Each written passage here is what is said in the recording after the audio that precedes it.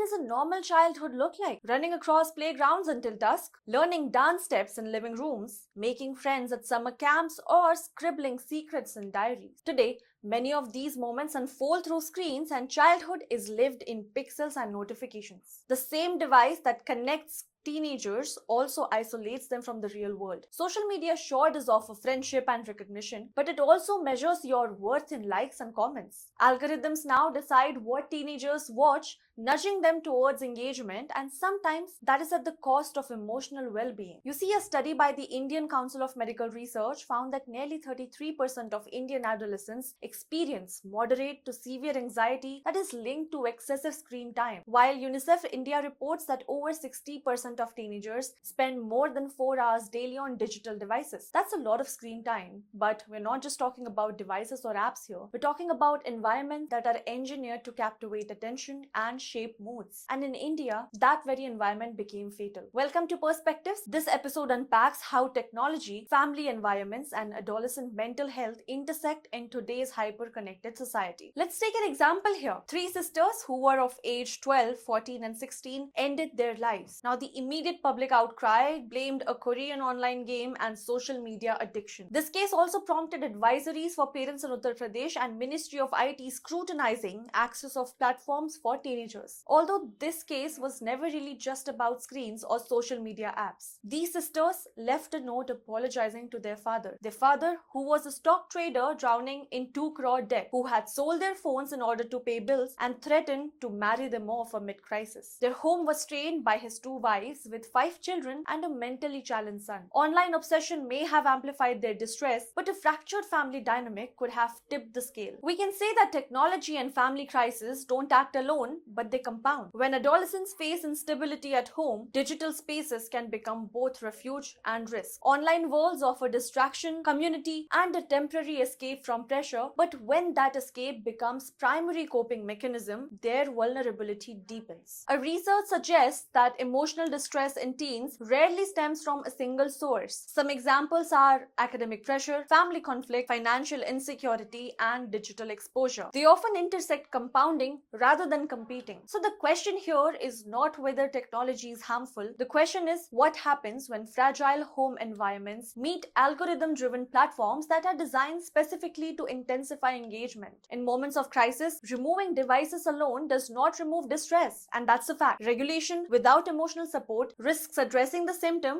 and not the source. If we respond only by banning games or restricting apps, we may miss the deeper signal here. What teenagers need is digital literacy, mental health support, and stable home environments, online as well as offline. Technology sure does shape a child's behavior, but families, institutions, and policymakers, they shape resilience. Now that wraps this episode of Perspectives. Follow, subscribe, and stay connected for more thoughtful conversations. Keep watching the mainstream. This is Arusha Mishra.